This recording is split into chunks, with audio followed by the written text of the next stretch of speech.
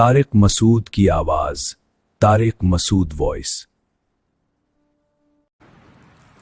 وقتی ٹینشن ہے روزہ رکھنے میں، لیکن نبی صلی اللہ علیہ وسلم نے فرمایا للصائم فرحتان، روزے دار کو اللہ دو خوشیاں دیتا ہے۔ ایک خوشی تو آخرت میں ملے گی جنت کی صورت میں، ایک خوشی افطار کے وقت۔ سارا دن آپ اپنے کھانے پینے پہ کنٹرول کرتے ہیں۔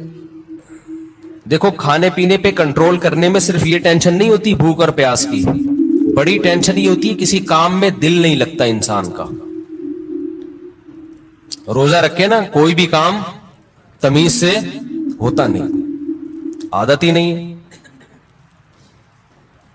جن لوگوں کو صبح ناشتے کی عادت ہے، ناشتہ کر کے آفس جاتے ہیں، بڑے فریش ہوتے ہیں، وہ ناشتہ کیے بغیر جا رہے ہوتے ہیں۔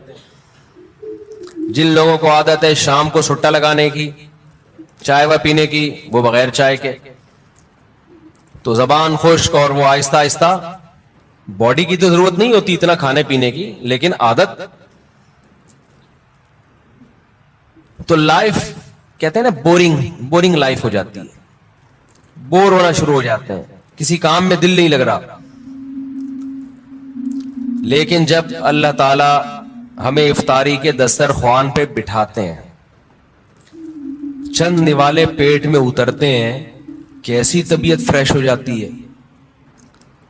یہ عام دنوں میں طبیعت میں یہ لذت انسان محسوس نہیں کرتا۔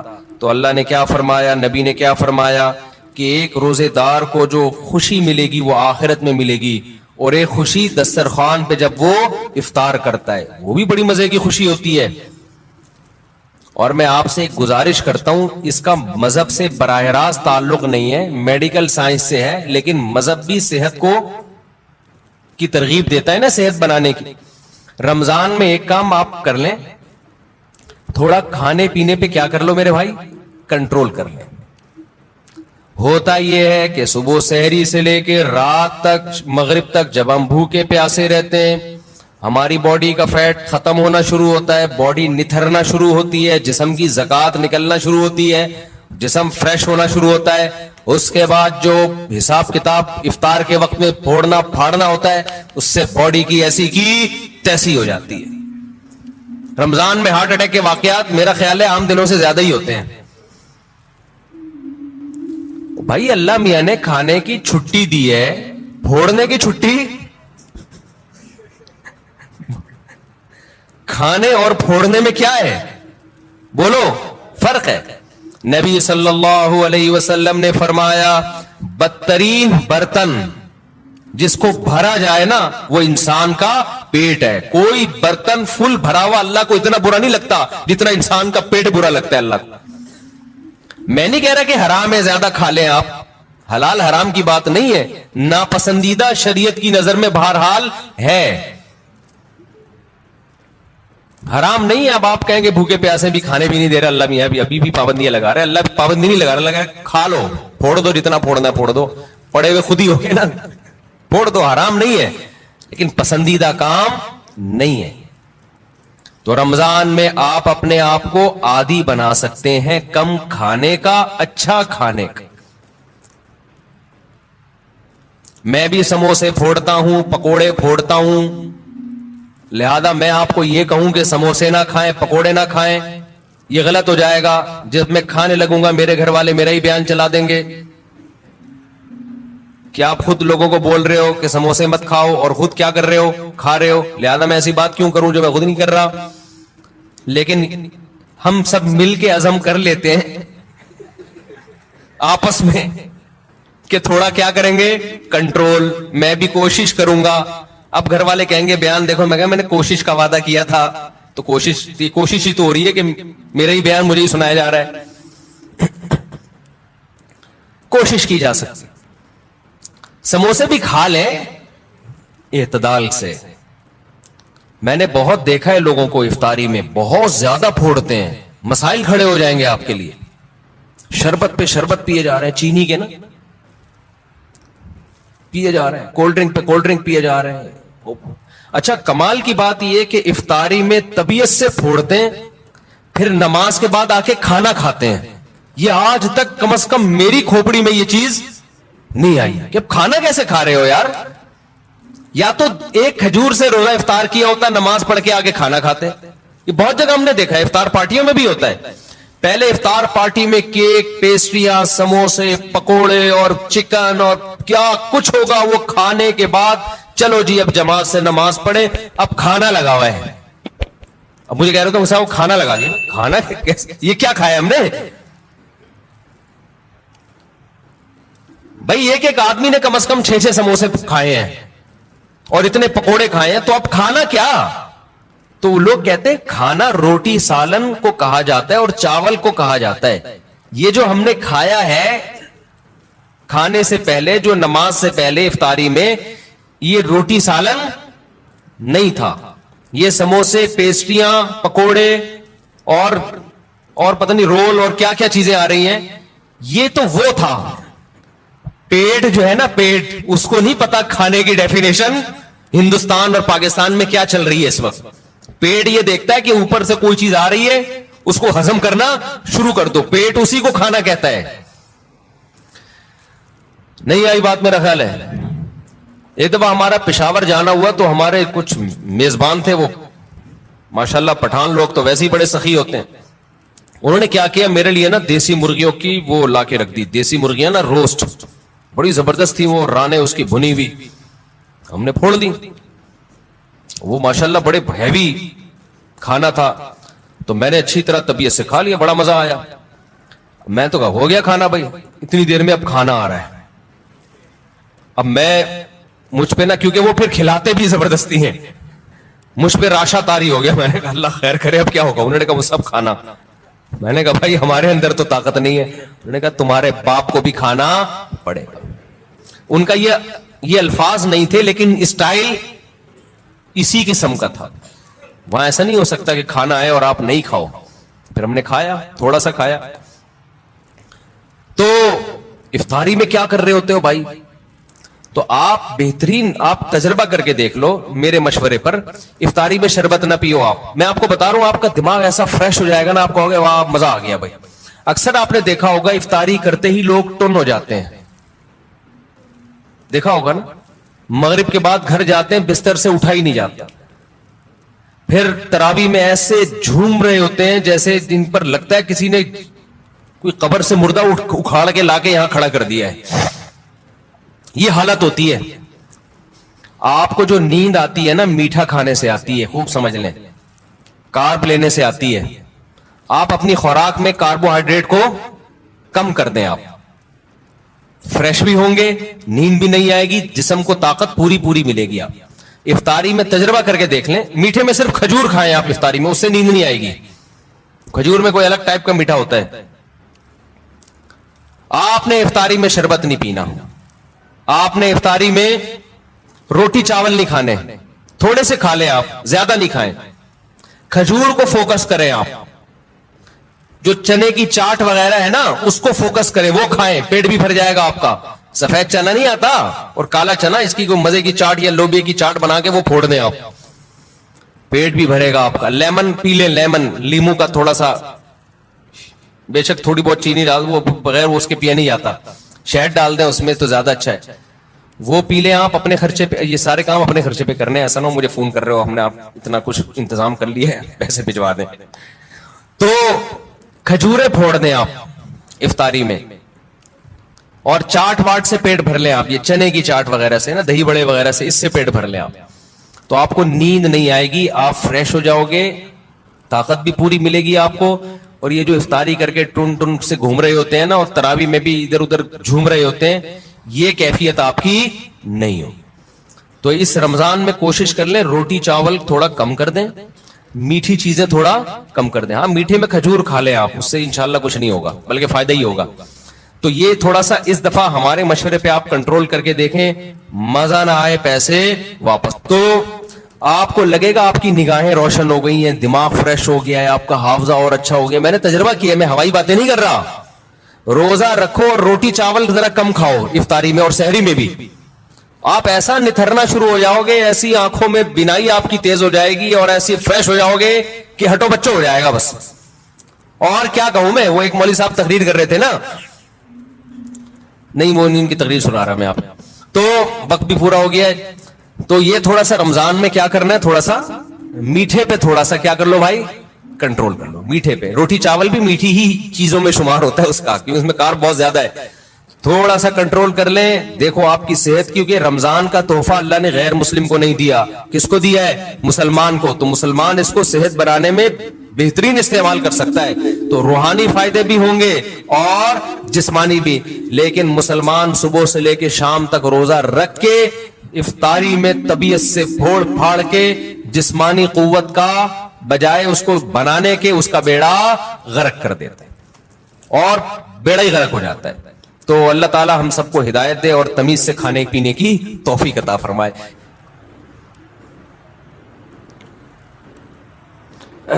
ایک تو اعلان سن لیں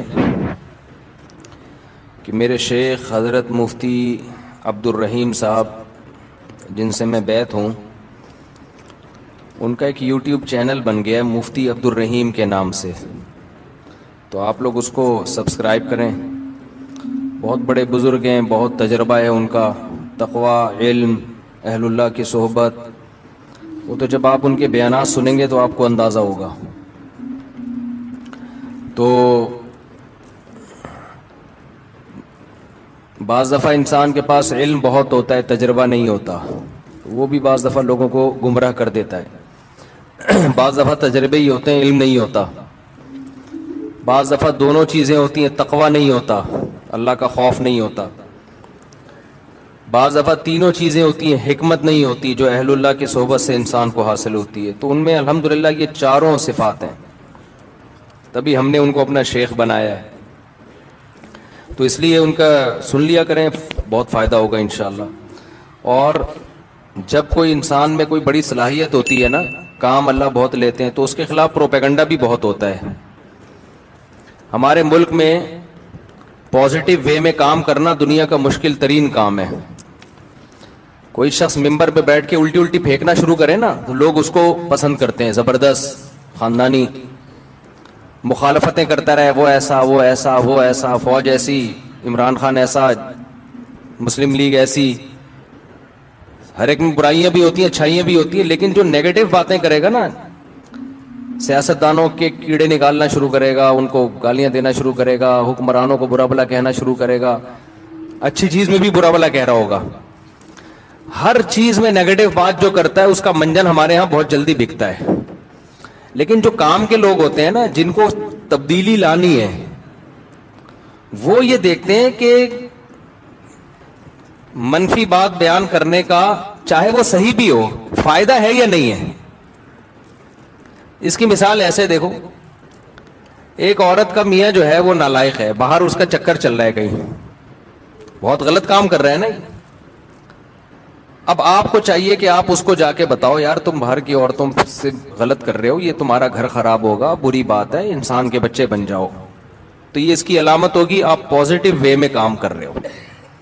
ایک طریقہ یہ ممبر پہ آ کے بیٹھو آپ اور بولو وہ فلاں جو ہے نا وہ بندہ غلط ہے, میں اس کی بیگم کو کہہ رہا ہوں کہ وہ بندہ غلط کر رہا ہے, اس کی بیگم تک میرا یہ پیغام جا کے پہنچا دو.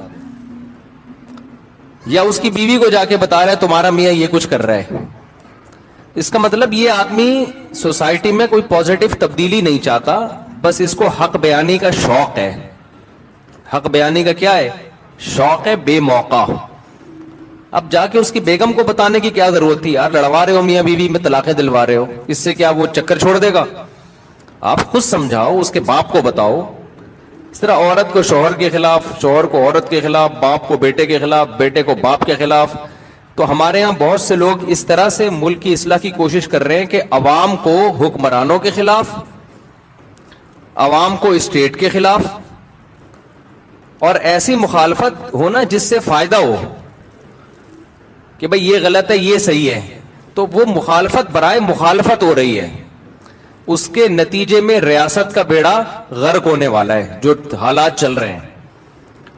تو پازیٹیو وے میں کام کرنے والے لوگ میں نے اپنی زندگی میں بہت تھوڑے دیکھے ہیں. چند ہیں بڑے بڑے علماء الحمدللہ جو بڑے پازیٹیو وے میں کام کر رہے ہیں, لیکن آپ یوٹیوب پہ دیکھو کہ ان کی مقبولیت نہیں ہے. لوگ سننا ہی نہیں چاہتے, لوگ نیگیٹو باتیں سننے کے عادی ہو گئے ہیں.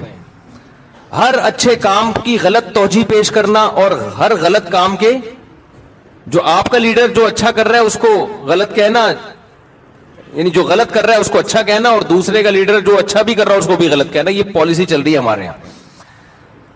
تو حضرت مفتی عبدالرحیم صاحب جو میرے شیخ و مرشد ہیں, وہ ان لوگوں میں سے ہیں جو الحمدللہ پازیٹو وے میں کام کر رہے ہیں, اور بہت بڑے بڑے کام وہ کر چکے ہیں جس کا پبلک کو پتہ ہی نہیں ہے, کیونکہ ان کو نام کا بھی شوق نہیں ہے. ہم تو ان کے قریب رہے ہیں, 27 سال ہو گئے مجھے ان کے ساتھ رہتے ہوئے, ہمیں ان کے اخلاص کا پتہ ہے.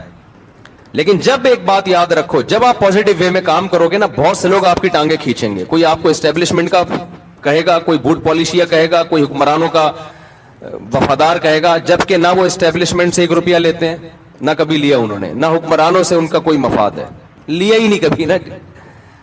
تو پازیٹو وے میں کام کر رہے ہیں. تو آپ ذرا ان کو سنیں تو آپ کو اندازہ ہوگا کہ الحمدللہ کہ تمیز کے لوگ بھی دنیا میں موجود ہیں جن سے آپ کو بہت اچھی گائیڈنس ملے گی, اپنی زندگی میں تبدیلی لانے کا موقع ملے گا. آپ کہیں گے مفتی صاحب پھر آپ بھی تمیز کے بن جاؤ نا, جب اتنی تمیز باتیں کر رہے ہو. ہم جیسے ہم کو ویسے ہی رہنے دو بھائی, ہم بدتمیز ہی اچھے ہیں. ہم کیا ہیں؟ بدتمیز ہی اچھے ہیں. اچھا بھائی مفتی صاحب ہولی منانا کیسا ہے؟ انتہائی درجے کی بدتمیزی ہے. ابھی تمیز پہ بات چل رہی ہے نا. ہندو منائے, آپ نہ مناؤ بھائی. اگر ہندو ہولی مناتے ہیں تو کیا انہیں روکنا چاہیے؟ اور مسلمانوں کے لیے مذہبی رواداری کی نیت سے ہولی میں شرکت کرنا کیسا ہے؟ دیکھو ان کو تو مت روکو, ان کا مذہبی تہوار ہے, ان کو کیوں روک رہے ہو بھائی؟ وہ ہندو ہے, وہ مسلمان تھوڑی ہے. باقی آپ نہ مناؤ. باقی مذہبی رواداری کے لیے, مذہبی رواداری میں یہ ہے کہ ان کو کرنے دو, بس اتنی رواداری کافی ہے, افورڈیبل ہے. اب شراب کوئی شخص پی رہا ہے تو پی رہا ہے نا, وہ پی رہا ہے, آپ اس کو نہ روکو. یہ تو نہیں کہ اس کے ساتھ جا کے پینا شروع کر دو. بھائی وہ ٹھیک ہے, رواداری ہے یار, چھوڑو یار, اس کا مسئلہ ہے, ہمارا کیا مسئلہ ہے. تو لیکن میں نہیں کہہ رہا کہ ہولی پینا شراب جیسا ہے, لیکن ہمارے مذہب میں تو حرام ہے نا دوسرے مذہبی تہواروں پر عمل کرنا. تو اب وہ کر رہے ہیں, ان کو کرنے دو, ان کو نہ چھیڑو, لیکن آپ کے لیے اس میں شرکت جائز نہیں ہے. لوگ کہتے ہیں کہ بھائی ہندو بھی تو ہمارے تہواروں میں شریک ہوتے ہیں ہمارے ساتھ. بھائی ان کے مذہب نے ان کو نہیں روکا ہمارے تہواروں میں شرکت سے, ہمارے مذہب نے ہم کو روکا ہے. یہ اگر براڈ مائنڈڈ بننا شروع ہوئے نا تو اس کی کوئی بریکیں نہیں ہے. پھر آگے یورپ میں جاؤ گے, امریکہ میں جاؤ گے, وہ اس سے ہندوؤں سے 2 ہاتھ آگے ہیں, بہت ساری چیزیں ان کے یہاں لیگل ہیں. وہ کہتے ہیں یار یہ سب سیٹ ہے. تو آپ کب تک براڈ مائنڈڈ بنو گے؟ تو اپنا مذہب جو اسلام نے دیا ہے آپ کو, اور اسلام نے کہا ہے وَمَن يَبْتَغِ غَيْرَ الْإِسْلَامِ دِينًا, اللہ کی نظر میں صرف اسلام ہی ہے. تو جب آپ کا یہ دعویٰ ہے تو ہم اس سے باہر نہیں نکل سکتے. باقی ہم تشدد کے قائل نہیں ہیں, رواداری کے قائل ہیں. ہندوؤں کو کھلائیں پلائیں, ہدیے دیں, تحفے دیں. مذہبی تہوار میں نہ کرسمس میں عیسائیوں کے ساتھ شریک ہونے کی اجازت ہے, اور نہ ہولی میں ہندوؤں کے ساتھ شریک ہونے کی اجازت. باقی ان کے آپ اچھی طرح سے ملے. ان کو کل غسل کرتے ہوئے گمان ہوتا رہتا کہیں سے کوئی جگہ خوش نہ رہ گئی ہو. میرا دل چاہتا ہے ان کو پکڑ کے نا ایسے وہمیوں کو چترول لگاؤں, یہ مجھے پاگل بنا دیں گے. یہ جو وہمی لوگ ہیں نا, ان کے فونوں کو میں نے وہمی نمبر 35 تک محفوظ کیا ہوا ہے. اور ان کے ساتھ زیادہ آپ کو پتا ہے, نفسیاتی ڈاکٹر عموماً مریضوں کی کاؤنسلنگ کرتے کرتے تھوڑے دنوں میں خود نفسیاتی ہو جاتے ہیں. یہ مجھے کسی ڈاکٹر نے ہی بتایا, وہ پھر اپنا علاج کسی بڑے ڈاکٹر سے کر رہا ہوگا. آپ جس قسم کے طبقے میں زیادہ بیٹھتے ہو نا, تھوڑی دیر میں آپ کیا ہو جاتے ہو, وہی ہو جاتے ہیں. اب وہمی آئیں گے, مجھے یہ جگہ خوش رہ گئی, یہ جگہ خوش رہ گئی, غسل نہیں ہو رہا. جب زیادہ سنتا ہے تو مجھے بھی 5 دفعہ ہوتا ہے پتہ نہیں میرا غسل ہوا کہ نہیں ہوا. حقیقت بتا رہا ہوں. تو ان لوگوں سے جان چھڑاؤ یار. ان کا علاج ان کا یہی ہے کہ ان کو کوئی وضو کرائے اور بول انسان کا بچہ بن کے جلدی سے وضو کر اور پتلی گلی سے نکل یہاں سے. یہی علاج ہوگا, اس کے علاوہ کوئی علاج نہیں ہے ان لوگوں کا. رمضان کا روزہ کیسے رکھیں؟ یہ کیا لکھا ہے بھائی؟ پتہ نہیں کیا لکھا ہے بھائی. یہ تو اللہ میاں کو اللہ میاں کیوں بولتے ہیں بھائی؟ اللہ میاں عرف میں اللہ میاں بولتے ہیں, عزت کا لفظ سمجھا جاتا ہے. مرحوم والدہ اگر خواب میں آ کر کہے میری قبر پر آؤ, اور پھر یہ کہنا کہ اچھا قضا روزہ کیسے رکھیں؟ بس ایسے ہی رکھیں, سحری سے پہلے نیت کر لیں. پھر یہ کہنا کہ زبان سے کہ مجھ سے قبر سے بلاوا آیا, کیا اس میں شرک اندیشہ ہے؟ نہیں, ایسا کوئی شرک اندیشہ نہیں ہے. مفتی صاحب کیا انبیاء اپنی قبروں میں زندہ ہوتے ہیں؟ کیا عقیدہ رکھنا درست ہے کہ نبی کے علاوہ جتنے انبیاء ہیں وہ نبی کے ساتھ جتنے ہاں بھائی انبیاء قبروں میں زندہ ہوتے ہیں برزخی حیات کے ساتھ. عام مردوں سے زیادہ ان کو ایک خاص نوعیت کی زندگی دی جاتی ہے. ہوتی وہ برزخی ہی ہے, دنیاوی نہیں ہوتی, وہ ہوتی برزخی حیاتی ہے, لیکن بہت پاورفل ہوتی ہے, عام میتوں سے زیادہ پاورفل ہوتی ہے وہ. مفتی صاحب جنت کی زندگی کیسی ہوگی, اس پر تفصیلی بیان کریں انشاءاللہ. مفتی صاحب ایتھیس اللہ کہتے ہیں کہ قرآن پہ دلائل دیں اور عقل سے دلائل دیں. یہ تو کئی دفعہ بیان کر چکا ہوں میں, پھر دوبارہ کر دیں گے. میرے رشتہ دار نے میری کچھ مدد کی اور میرے سارے بہن بھائی کو بتا دیا. میں نے کہا آپ نے کیوں بتایا؟ انہوں نے کہا اسلام میں کچھ عمل دکھلانا بھی چاہیے تاکہ لوگوں میں ترغیب ہو. اب میرے بہن بھائی مجھے تانا دے رہے ہیں, ابے بھائی آپ نے قرآن میں یہ ہے کہ دکھا کے بھی خرچ کرو اور چھپا کے بھی خرچ کرو. چھپا کے اس لیے تاکہ اخلاص ہو, دکھا کے اس لیے تاکہ لوگوں کو ترغیب. لیکن جس کو دے رہے ہو وہ عزت دار آدمی ہے تو پھر اس کے بارے میں مت بتاؤ. آپ اپنے ریلیٹو کو دے دیا, ساری دنیا میں بتا دیا میں نے اس کو دیا ہے, تو یہ اس میں تو بے عزتی ہے نا اگلے کی. تو یہ غلط چیز ہے, اس سے توبہ استغفار کرنا چاہیے. جناب والا کیا ہر نیک کام کرنے سے پہلے نیت کرنی پڑے گی؟ کر لینی چاہیے تو ثواب زیادہ ملے گا. جیسے کہ حقوق العباد, ہمیں تو بچپن سے حقوق العباد وغیرہ سکھایا جاتا ہے, تو کیا ہر اس سے پاگل ہو جاتا ہے آدمی. اب ابا کو کچھ دے رہے, میں نیت کرتا ہوں ثواب حاصل کرنے کی, یہ لو ابا. بیگم کو کچھ لا کے کھلا رہا ہے, میں نیت کرتا ہوں ثواب حاصل کرنے کی. بس دل میں نیت کرو, اے اللہ میں جس مخلوق کو بھی کھلا رہا ہوں کس کے لیے؟ تیرے لیے. تو بس یہ کافی ہے. ہر دفعہ نیت کر لو تو اور اچھی بات ہے, لیکن وہمی نہ بن جاؤ پھر. مفتی صاحب آپ مسائل کے سیشن سے پہلے 4 رکعت پڑھ لینے کا کہتے ہیں, اس کے بعد 2 رکعتیں بھی تو سنت موقدہ ہوتی ہیں. 4 رکعتیں سنت موقدہ, اس کے بعد 2 رکعتوں کے بارے میں اختلاف ہے کہ وہ سنت موقدہ ہیں یا نہیں ہے. تو ہماری تحقیق یہی ہے کہ وہ سنت موقدہ نہیں ہے. بعض علماء کہتے ہیں موقدہ ہیں. تو اتنی لمبی نماز ہو جاتی ہے جمعے کی یار, لوگوں کو آسانی بھی تو دینی چاہیے نا اس زمانے میں. دونوں قول ہیں تو آسان قول کو لے لینا چاہیے, سمجھتے ہو؟ پڑھ لے تو اچھی بات ہے, نہ پڑھے تو بھی ٹھیک ہے.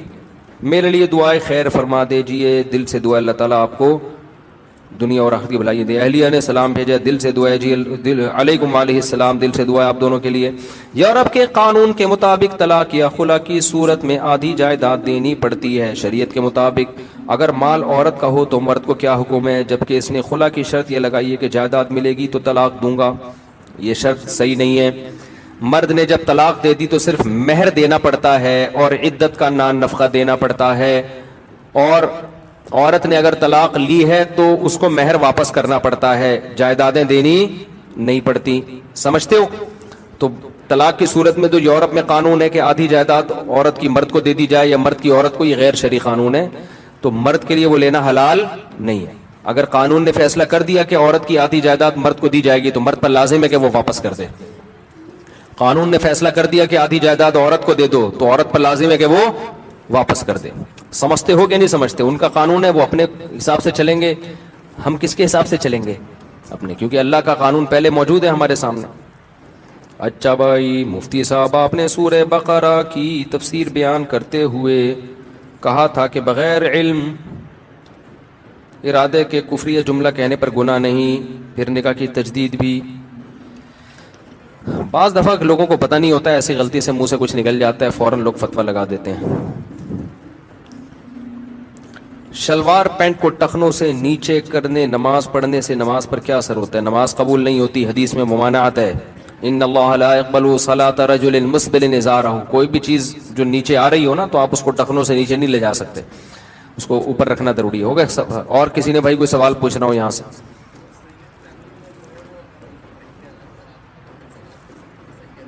سید کو زکوٰۃ نہیں دی جا سکتی. ہاں, بیوی سید نہیں ہے تو بیوی کو دے سکتے ہیں اگر سونا نہیں ہے اس کے پاس. شوہر سید ہے تو اس سے بیوی سید نہیں بن جاتی. بیوی اگر غریب ہے تو اس کو زکوٰۃ دی جا سکتی ہے, سید کو نہیں دے سکتے. اور کسی نے کوئی سوال پوچھنا ہو؟ بعد میں سحری میں اٹھ لیں اور نیت کر لیں کہ رمضان کا قضا روزہ رکھ رہا ہوں. آپ کیا پوچھ رہے ہیں بھائی؟ جی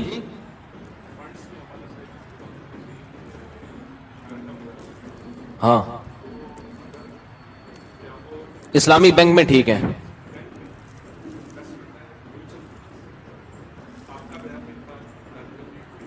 اب مجھے پتہ نہیں کون یہ کام کر رہا ہے, بعض لوگ صحیح کر رہے ہوتے ہیں جی.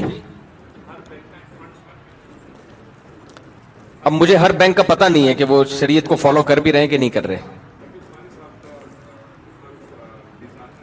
ہاں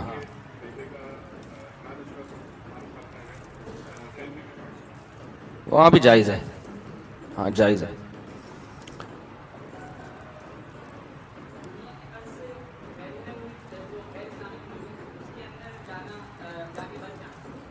بھائی یہ بڑا مسئلہ ہے, غیر اسلامی ملکوں میں جا کے بس جانا اس کے لیے جائز ہے جو اپنے اور اپنی اولاد کے دین کی حفاظت کر سکے, اس کے لیے جائز ہے. جو حفاظت نہ کر سکے اس کے لیے جائز نہیں. بعض لوگ یہاں خراب تھے وہاں جا کے صحیح ہو گئے, لیکن بعض یہاں صحیح تھے وہاں جا کے خراب. تو یہ جنرلی کوئی ایک یعنی ایسا نہیں ہے کہ ہر ایک پہ وہ اپلائی ہو سکے. ایک قاعدہ بیان کیا جاتا ہے کہ جو اپنے دین کی حفاظت کر سکتا ہے اس کے لیے جانا جائز ہے. لیکن روز بروز نا وہاں کے حالات خراب سے خراب تر ہوتے چلے جا رہے ہیں, کیونکہ اسکولوں میں ہومو سیکسولیٹی باقاعدہ پڑھائی جا رہی ہے, ترغیبیں دی جا رہی ہیں. ایسے قوانین بن رہے ہیں کہ بچے کو کہا جا رہا ہے کہ تم ہی ہو یا شی, یہ تم نے ابھی فیصلہ نہیں کرنا, یہ تم بڑے ہو کر فیصلہ کرو گے. تو آپ بتاؤ رہ گیا پھر یار. تو آپ کے بچہ وہ خود کنفیوز ہوگا میں پتہ نہیں کیا ہوں. ہمارے تو پیدا ہوتے ہی ختنے ہو جاتی ہے اس کی, 2 بکرے کٹ جاتے ہیں, ہم نے اسٹیمپ لگا دی کہ ہی ہے. لڑکی پیدا ہوئی 1 بکرا کٹا, اسٹیمپ لگ گئی کہ یہ کیا ہے, شی ہے, قیامت تک کے لیے یہ شی رہے گی. ان کے ہاں بھی یہ ہے کہ یہ آپ کا رائٹ ہے کہ آپ خود فیصلہ کریں کہ آپ ہی ہیں یا شی. اگر آپ نے کہا کہ پیدا ہی ہوئے تھے, آپ نے کہا میں شی ہوں تو شی ہیں, بعد میں آپ کو خیال نہیں ہے شی والا صحیح نہیں ہے, وہ ہی والا ہی ٹھیک ہے, تو چلو ہی بن جاؤ. پھر خیال ہوا کہ یار وہ شی ٹھیک تھا تو شی بن جاؤ. تو کنفیوژن ہی ہے. میاں بیوی میں جو میاں تھا وہ بیوی بن جائے گا, بیوی میاں بن جائے گی. انہوں نے کہا نہیں, اب ہم میاں بیوی کھیلتے ہیں. تم میاں میں بیوی, جیسے بچے نہیں بچیاں کھیل رہی ہوتی ہیں, تو اب تم میاں تھے میں بیوی تھی, تو اب ہم نے اس طرح سے لائف کو انجوائے کیا. اب ایسا کرو میں میاں تم کیا ہو, تم بیوی. وہ کہتے چلو ٹھیک ہے, 1 ٹیکے کی دیر ہے. میں نے بھی بیان کیا نا, تو اس پہ ایک لبرل انٹی بہت غصے میں, انہوں نے کہا یار کوئی مرد اور عورت کا فرق نہیں ہے, 1 ٹیکا لگاؤ آدمی عورت بن جاتا ہے, عورت آدمی. میرے بیان پہ اعتراض کیا ہوا تھا انہوں نے. تو مجھے خیال ان سے بولو ٹیکا لگائے بغیر کیوں نہیں بنتا, وہ ٹیکا کیوں لگانا ضروری ہے. تو اب تو 1 ٹیکے کے فاصلے پر ہیں, جو بننا ہے آپ 1 ٹیکا لگائیں بن جائیں. آپریشن ہوتا ہے چھوٹا موٹا سا. تو اب یہ آپ اگر آپ چاہتے ہو کہ یہ آپ کی اولاد میں یہ چیزیں جائیں تو ٹھیک ہے بھائی, نہیں تو اسی غربت اور مہنگائی میں کیا کرو میرے بھائی, گزارا کرو. مہنگائی ہے, غربت ہے, لیکن جو ہی ہے وہ ہی ہے, جو شی ہے وہ کیا ہے, شی ہے. یہ بہت بڑی اللہ کی نعمت ہے الحمدللہ. آپ داماد کے بارے میں کنفیوز نہیں ہیں, ورنہ داماد کے بارے میں لوگ کنفیوز ہیں وہاں پہ, پتہ نہیں میری بہو ہے کہ کم وقت داماد ہے, کیا ہے. آپ کی بیٹی رخصت ہو کے جا رہی ہے کسی گھر میں, آپ کو یہی نہیں پتا کہ یہ گھر داماد بننے جا رہی ہے یا بہو بننے جا رہی ہے. تو اتنی کنفیوژن پیدا ہو, اس کو کہتے ہیں براڈ مائنڈ. ہم کیا ہیں, آزاد خیال لوگ ہیں. تو ان کے ہاں یہ ہوگا بھائی, ہم لوگ کے ہاں ایسا نہیں ہوتا. ہم لوگ کے ہاں بیٹیاں رخصت ہو کے جاتی ہیں اور وہ بہو بنتی ہیں اور داماد ملتے ہیں جو پورے ہی ہوتے ہیں. کوئی کنفیوژن الحمدللہ اس میں ہمیں نہیں ہوتی. خواجہ سرا ہوتے ہیں, وہ پاکستان میں ٹوٹل 4000 خواجہ سرا ہیں جو سچی مچی کے ہیں, جو قدرت کی طرف سے ہیں. کروڑوں کی آبادی میں صرف کتنے ہیں, 4000. باقی سارے بنے ہوئے ہیں. جب ان کو پکڑا جائے نا تو پتا چلے گا پورے آدمی ہے. یہ پیسہ کمانے کے لیے بنے ہوئے ہوتے ہیں, ورنہ جو قدرتی طور پہ جو خواجہ سرا پیدا ہوتے ہیں نا, ان کا ریشو 0.1% بھی میرا خیال ہے بہت کم ہے ان کا ریشو. اور وہ بھی اسلام میں خواجہ سرا کچھ نہیں ہوتا. اگر مردانہ علامتیں زیادہ ہیں تو وہ آدمی ہے, عورت والی علامتیں زیادہ ہیں تو کیا ہے, وہ عورت ہے. اس کے پورے عورت والے حقوق ہیں, وراثت. اور یہ تو ماں باپ ظلم کرتے ہیں, کوئی خواجہ سرا پیدا ہوتا ہے تو اس کو حوالے کر دیتے ہیں. اسلام میں حکم یہ ہے کہ اس میں اگر عورت والی علامتیں زیادہ ہیں تو بیٹیوں کی طرح پالو اس کو, مردوں والی علامتیں زیادہ ہیں تو بیٹوں کی طرح پالو اس کو. اور اب تو میڈیکل سائنس نے اور آسان کر دیا, عورتیں والی علامتیں ہیں تو آپریشن کر کے پورا عورت بنا دو اس کو, مردوں والی علامتیں ہیں تو آپریٹ کر کے پورا آدمی بنا دو. اب تو وہ مسئلہ بھی ختم ہو گیا. لیکن اب آپ دیکھو اللہ کی قدرت ہے, کدھر کو سوسائٹی جا رہی ہے ہماری. تو آپ ٹھیک ہے جاؤ لبرل ماحول میں رہو, لیکن پھر یہ کنفیوژن بہت پیدا ہوگی بچوں کے بارے میں. عقیقے میں بڑے مسئلے کھڑے ہو جائیں گے, کیا کریں, 2 کاٹیں کم بخت ایک کاٹیں. ایسا نہ ہو 2 کاٹے بڑے ہو کر اس نے کہا میں تو شیعہ ہوں, آپ کہیں ایک کے پیسے ضائع کرا دیے, پیسے نکال, ہم نے تیرے کی 2 بکرے کاٹے تھے. تو بڑے مسائل پیدا ہونے. تو جن لوگوں کو یہ خطرہ ہے کہ وہاں یہ مسائل سے وہ نہیں نکل سکتے تو ان کے لیے ٹھیک نہیں ہے. جو یہ سمجھتے ہیں کہ نکل جائیں گے ہم ان مسائل سے, تو رہ لیں وہاں جا کے. میں نے ایک لڑکی کو رشتے کی میں نے ایک لڑکی کو اللہ کی رضا کے لیے چھوڑ دیا کیونکہ یہ حرام ہے. اب وہ لڑکی بد دعائیں دے رہی ہے, کیا وہ بد دعائیں بھی لگیں گی؟ نہیں لگیں گی بد دعائیں. اور دیکھو اس سے بڑی نیکی کوئی نہیں ہے کہ انسان اپنے محبوب کو خدا کی خاطر چھوڑ دے, اصل محبوب کی خاطر چھوڑ دے. یہ بہت بڑی قربانی ہے. تو اس پہ اللہ آپ کو انشاءاللہ دنیا میں بھی بہت نوازے گا, آخرت میں بھی بہت نوازے گا. تو یہ جو ہے نا اللہ کی خاطر آپ نے کیا. باقی بد دعاؤں کی پرواہ مت کرو.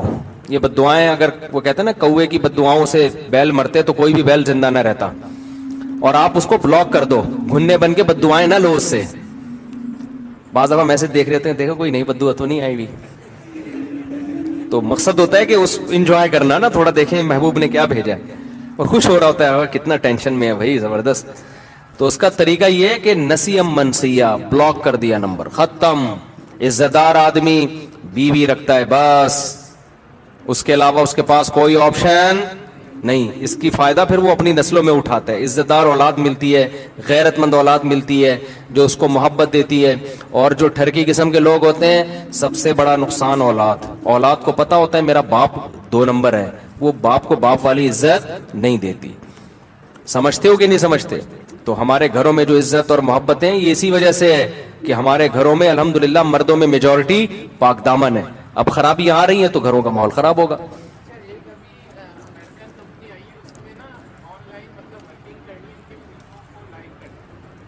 نہیں وہ تو ٹھیک نہیں ہے, نہیں یہ تو صحیح نہیں ہے. نہیں فلموں کے تو لائک نہیں کر سکتے نا آپ. تو تحقیق نہیں ہے, سننے میں آیا کہ سیریا یا ترکی میں ایسا واقعہ ہوا ہے. ملبے تلے پوری فیملی تھی, خاتون نما شکل میں ایک عورت آئی کہ میرے بچے اس ملبے کے نیچے ہیں. ہاں, جب ان کو نکالا گیا تو ان کو بتایا کہ آپ کے انہوں نے کہا کہ آپ کے والدہ نے کہا تھا کہ ہمارے والدہ کو دیر سال پتہ نہیں, واللہ عالم. ایسا ہو سکتا ہے, ممکن ہے. اللہ کی قدرت سے تو کچھ بعید نہیں ہے. جی اللہ کی قدرت سے تو کوئی بعید نہیں ہے بھائی. سبحانک اللہم و بحمدک. بھائی آخری سوال بس, بچہ کافی دیر سے پوچھ رہا ہے, جلدی بس آخری.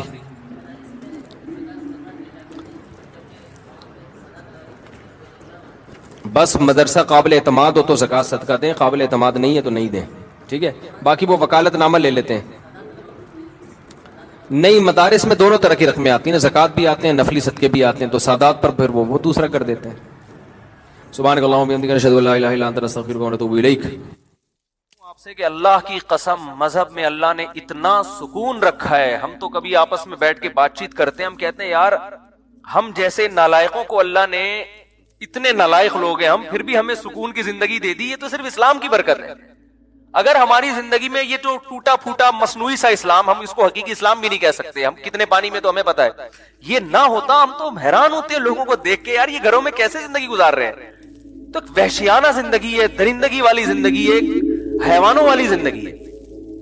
جب آخرت ہی نہیں ہے سامنے آپ کے, آپ کو مرنے کے بعد حیات کا یقین ہی نہیں ہے, جنت جہنم کا یقین نہیں ہے, اللہ سے ہونے کا غیر اللہ سے نہ ہونے کا یقین ہی نہیں ہے, تو آپ کی زندگی تو تباہ برباد ہو گئی.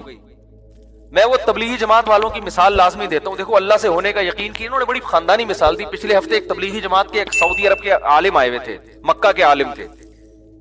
سعودی عرب میں تو تبلیغ پر پابندی لگی, لیکن سعودیہ میں مکہ مدینہ کے بہت سارے عرب وہیں کے پیدائشی وہ تبلیغ میں لگے ہوئے, اور کام کو انہوں نے الحمدللہ اٹھایا ہوا ہے.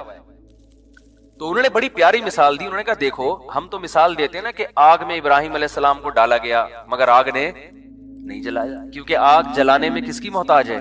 اللہ کے حکم. اللہ چاہے گا تو جلے گا, نہیں تو کوئی بھی نہیں جلے گا. انہوں نے ایک اور پیاری مثال دی. انہوں نے کہا دیکھو موسیٰ علیہ السلام دوسرے کنٹری میں, آپ کسی کنٹری میں اجنبی ہو, روزگار نہیں ہے آپ کے پاس, اور آپ کہیں رشتہ لینے کے لیے پہنچ جاتے ہو, کوئی دے گا آپ, نیشنلٹی بھی نہیں ہے اس کنٹری کی. پھر آپ موسٹ وانٹیڈ بھی ہو, آپ بتاؤ بھائی, یعنی لڑکا آیا آپ سے پوچھنے کے لیے آپ کی بیٹی سے رشتے کا پیغام لے کر, آپ نے کہا کرتے کیا ہو, اس نے کہا فی الحال تو کچھ بھی نہیں کرتا, جاب تلاش کر رہا ہوں. آپ دو گے ایسے آدمی کو اپنی بیٹی؟ بولو نا. اچھا یہ بتاؤ یہاں کیسے آنا ہوا ہے بھائی؟ جیسے کے پی کے میں کوئی چلا گیا, کے پی کے والا, یا کراچی میں کوئی آیا کے پی کے سے, آپ پوچھ رہے بھائی کراچی میں کیسے آنا ہوا؟ کہہ رہے وہ کے پی کے میں بندہ مار دیا تھا میں نے, غلطی سے مارا ہے, تو میں یہاں فرار ہو کر آیا ہوں. اب آپ دو گے؟ اب آپ دو گے؟ اس پہ مجھے ایک چٹکلا یاد آ رہا ہے لیکن ادھر ادھر بیان چلا جائے گا. اب تو آپ بالکل بھی نہیں دو گے نا.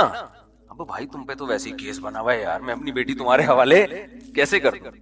نہ اس کنٹری کے ہو, چلو کراچی اور کے پی کے تو ایک ہی ملک ہے نا, دوسرے ملک سے آئے ہو تو اور عجیب ہو جائے گا. تو ایسے موقع پہ میرے بھائی شادی کے علاوہ دنیا کا ہر کام ہو سکتا ہے آپ کا. آپ جاب شاید کہیں مزدوری پہ آپ کو مل جائے, کچھ بھی ہو سکتا ہے, لیکن اس کنڈیشن میں گراؤنڈ ریئلٹی یہ کہتی ہے کہ آپ کی شادی نہیں ہو سکتی. لیکن موسیٰ علیہ السلام کی ٹھک سے شادی ہوئی ہے, ٹھیک ہے نا. تو انہوں نے بڑی پیاری مثال دی کہ یہ اس کی کتنی بڑی دلیل ہے کہ ہوتا کس سے ہے, اللہ سے ہوتا ہے. تو مایوس ہونا ہی نہیں. جس آدمی کے پاس مذہب نہیں ہے وہ جب دیکھتا ہے اسباب کامیابی کے نہیں ہے تو مایوس ہونا شروع, اب تو مر گیا, اب تو. اور جو اللہ پر ایمان رکھتے ہیں, توکل ہے بھائی, اللہ کامیاب کرنے میں اسباب کا محتاج نہیں ہے. قرآن میں بار بار ایک مضمون بہت زیادہ بیان ہوا ہے, وہ یہ کہ لِكَيْ لَا تَأْسَوْا عَلَى مَا فَاتَكُمْ وَلَا تَفْرَحُوا بِمَا آتَاكُمْ.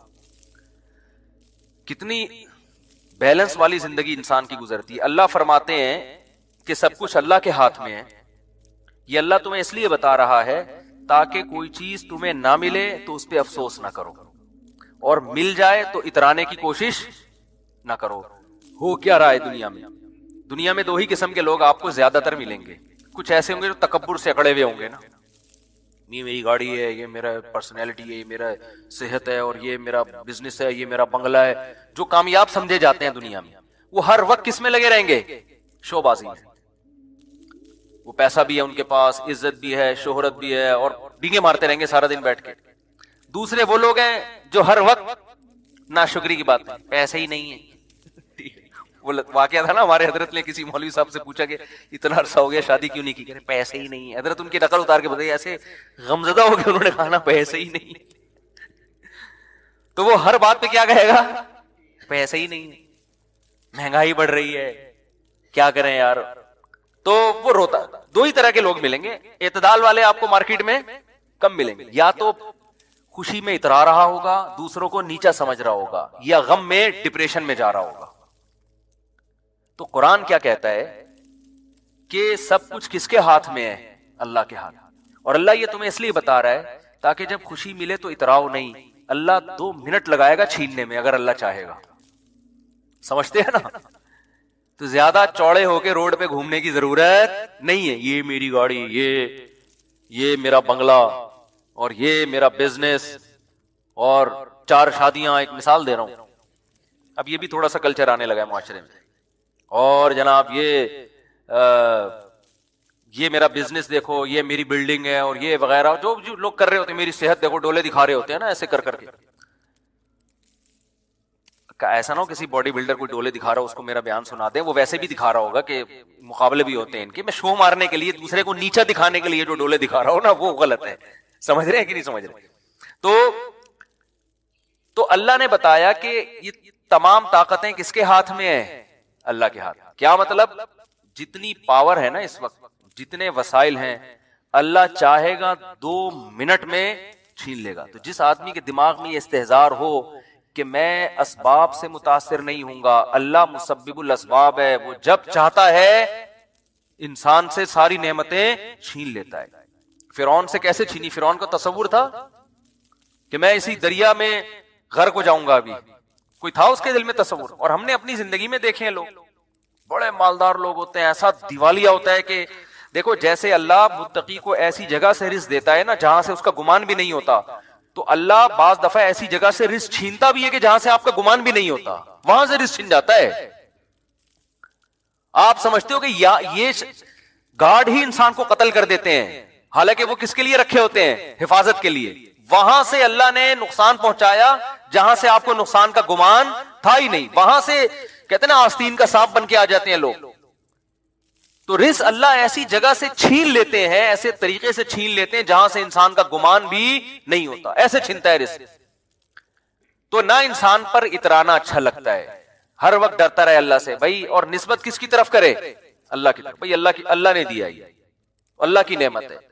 یہ زبان سے الفاظ کہنے چاہیے, شریعت میں زبان کی بہت ویلیو ہے, بڑے الفاظ اللہ کو پسند نہیں ہے. حضرت موسیٰ سے ایک خطا ہوئی تھی, لوگوں نے پوچھا کہ اس وقت زمین میں سب سے بڑا عالم کون ہے, اور فرمایا میں ہوں. بات بالکل درست تھی, مگر اللہ کو یہ انداز پسند نہیں آیا کہ آپ بولتے سب سے بڑا تو اللہ ہے. حالانکہ موسیٰ علیہ السلام تو سب سے بڑے عالم تھے, اور جو جتنا بڑا ہوتا ہے اس کی چھوٹی غلطی کو بھی اللہ بہت سخت تنبیہ کرتے ہیں اس پہ. تو موسیٰ علیہ السلام کو ایسی تنبیہ ہوئی کہ خضر علیہ السلام کے پاس بھیج دیا کہ ان کو کچھ علم ہم نے ایسا دیا جو آپ کے پاس نہیں ہے. تو اسی طرح جب انسان پریشانیوں میں ہو تو قرآن کہتا ہے مایوس نہ ہو. کیوں؟ طاقتیں کس کے پاس ہیں؟ اللہ کے پاس. آپ کیوں مایوس ہوتے ہیں؟ آپ کہتے ہو یار یہاں بھی جاب نہیں مل رہی, یہ بھی مسئلہ نہیں ہے, نہ شادی ہو رہی ہے میری, نہ جو ہے یہ بچہ انسان کا بچہ بننے کی کوشش کر رہی, میری اولاد ہو گئی ہے, پیدا تو انسان کا بچہ ہی ہوا تھا, سب مبارکباد دے رہے تھے, لیکن یہ مجھے انسان کا بچہ لگتا نہیں, یہ جن کا بچہ ہے, آ کے لے جائیں. مسجد سے اعلان ہوتا ہے نا جن کا بچہ ہے آ کے لے جائیں, تو لوگ ایک صاحب پہنچے جن کا بچہ مسجد میں کیا کر رہے ہیں. گاؤں دیہاتوں میں نا مسجد میں یہ بہت اعلان ہوتے ہیں, حضرات چڈی نیلے رنگ کی نہ جن کا بچہ ہے آ کے لے جائیں. تو قرآن کیا کہتا ہے؟ وَلَا تَأْسَوْا عَلَىٰ مَا فَاتَكُمْ, جو چیز نہیں ملی ہے اس پہ افسوس مت کرو. بہت سی چیزیں زندگی میں نہیں ملتی تو افسوس نہ کرو. بھائی اللہ اس کا آلٹرنیٹ بھی دے سکتا ہے, نہیں بھی دیا تو اللہ نے چھینی ہے نا, تو کوئی اس میں حکمت ہوگی. اور حدیث میں جو آتا ہے نا, اللہ کہتے ہیں کہ میں اپنے بندے کے ساتھ وہ معاملہ کرتا ہوں جو بندہ جیسا میرے ساتھ گمان رکھتا ہے. تو اس کا یہی مطلب ہے. لوگ کیا سمجھتے ہیں کہ یار ہم تو اللہ سے بہت گمان رکھتے ہیں کہ اتنی دولت اللہ ہم کو دے گا, لیکن اللہ تو دے ہی نہیں رہا. ہم تو 6 سال سے اللہ سے امیدیں لگا کے رکھے ہوئے پیسہ ملے گا ہمیں. تو حدیث میں تو آتا ہے جیسا گمان رکھو گے ویسا ہوگا. پیسے تو پان گھٹکے کے نہیں نکلتے یار, ہم تو گمان رکھ کے تھک گئے. ہر حدیث کا ایک خاص مفہوم ہوتا ہے. مطلب حدیث کا یہ ہے کہ آپ کے ساتھ اگر ایسا لگ رہا ہے کہ غلط ہو رہا ہے, آپ کاموں میں ناکام ہو رہے ہیں, آپ اللہ سے اچھی امید رکھو کہ انشاءاللہ اسی میں خیر ہوگی, تو واقعی اس میں پھر خیر ہوگی. جیسے یوسف علیہ السلام کتنے غموں میں تھے نا, لیکن اللہ سے امیدیں لگا کے بیٹھے ہوئے تھے, اس میں میری خیر ہے. یعقوب علیہ السلام کے دونوں بیٹے بچھڑ گئے, لیکن کہہ رہے اعلم من اللہ ما لا تعلمون, میں اللہ کے بارے میں وہ کچھ جانتا ہوں جو تم نہیں جانتے, اس میں میری خیر ہوگی. ہوئی خیر کی نہیں ہوئی؟ لیکن اگر آپ الٹا سوچنا شروع کر دو گے, نبی صلی اللہ علیہ وسلم ایک صحابی کے پاس گئے, بوڑھے تھے, بخار میں تھے, تو آپ نے فرمایا لا باس طہور انشاءاللہ. یہ بخار حدیث میں آتا ہے جب بخار کی گرمی یہ جہنم کی آگ کو ٹھنڈا کرتی ہے. یہ جہنم کی آگ کو, یعنی حدیث میں کا مفہوم ہے کہ جو آخرت میں اللہ نے عذاب دینا ہے نا آگ کا, دنیا میں بخار کی شکل میں دے دیتا ہے اللہ اہل ایمان کو بعض دفعہ. تو کتنی بڑی نعمت ہے بخار کا ہونا, گناہ دھلتے ہیں. تو وہ انہوں نے کہا کہ نہیں, یہ میرے گناہ معاف کرنے کے لیے نہیں, یہ ایک بوڑھے پہ مسلط ہو کے اس کو ستانے کے لیے آیا ہوا ہے. تو آپ نے فرمایا اب ایسا ہی ہوگا, اب یہ بخار گناہوں کی معافی کا ذریعہ نہیں بنے گا. یہ مطلب ہے کہ جیسا اللہ کے بارے میں آپ گمان رکھیں گے اللہ کا معاملہ آپ کے ساتھ ویسے. اس لیے غموں میں میرے بھائی زبان سے ناشکری کے الفاظ نہ نکالو. دیکھو غم میں ہائے ہوئے کرنا جائز ہے, یہ انسان کی نیچر ہے, رونا بھی جائز ہے. غم میں مسکرانا بڑا مشکل کام ہوتا ہے, یہ نیچر کے خلاف ہے. ایک دفعہ کیا ہوا, ایک صاحب کے ایک خاتون تھی, ان کے شوہر شہید ہو گئے کہیں ٹارگٹ کلنگ میں یا کسی بھی حادثے میں, ابھی مجھے پورا واقعہ یاد نہیں ہے, یا کوئی آرمی میں تھے بارڈر پہ شہید ہو گئے, واللہ عالم بہت پرانا واقعہ ہے. مجھے واقعے کی روح یاد رہ جاتی ہے نا, پورا وہ ایک ایک چیز تفصیل سے یاد نہیں ہوتی.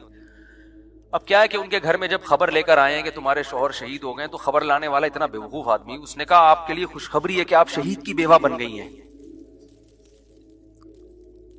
اب اس بیچاری کو مجبور کیا مٹھائی کھاؤ اور مٹھائی کھلاؤ, محلے میں مٹھائیاں بٹوائی جا رہی ہیں.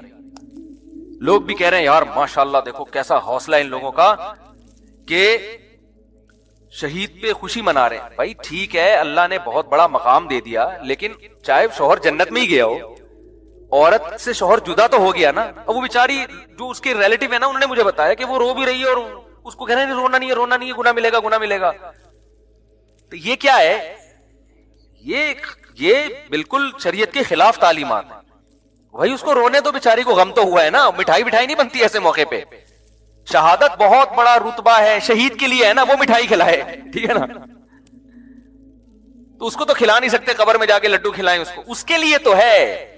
پیچھے رہ جانے والوں کے لیے تو غم ہے نا کہ آپ کا محبوب آپ سے بچھڑ گیا, بھلے جنت میں ہی گیا ہو, آپ سے تو بچھڑ گیا نا.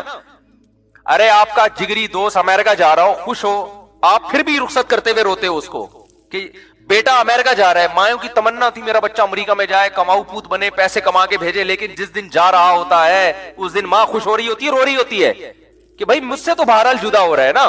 باپ بھی پریشان ہوتا ہے, ماں بھی پریشان ہوتی ہے. تو یہ ایک بیٹیاں جب گھر سے رخصت ہوتی ہیں, اور آسان مثال, ماؤں نے خود شادی کرائی ہوتی ہے, ماؤں نے خود رشتہ طے کیا ہوتا ہے, وظیفے پڑے ہوتے ہیں, لیکن جس دن بچی رخصت ہوتی ہے ماں رو رہی ہوتی ہے, ہنس رہی ہوتی ہے.